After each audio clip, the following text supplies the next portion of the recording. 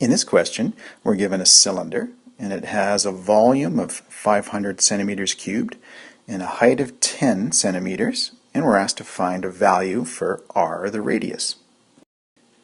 So let's start by writing down what we know. We know the volume is equal to 500 centimeters cubed, and we know the height is equal to 10 centimeters.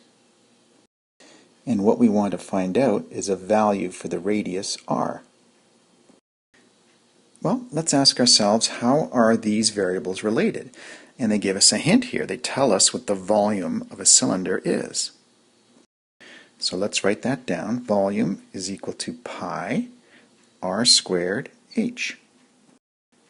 So what we can do is plug in values for the variables that we know and solve for the unknown. So volume is 500 centimeters cubed. Pi is a constant, so we'll leave it. Pi is about 3.14. R is our unknown, so we'll leave that there. And height is 10.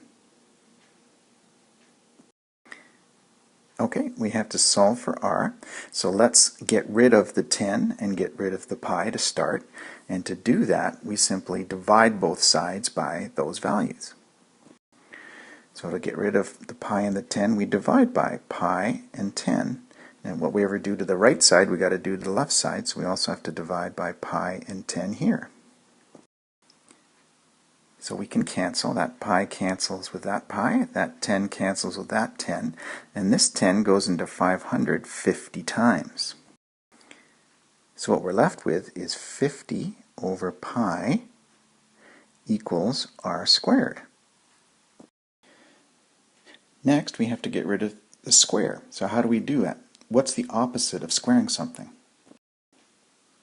The opposite of squaring something is taking the square root of something. So if I take the square root of the right side, I also have to take the square root of the left side. So we'd be left with the square root of 50 over pi equals r, because the square and the square root here will cancel each other out. So if we look at our list of options here, we can see that the correct answer is A.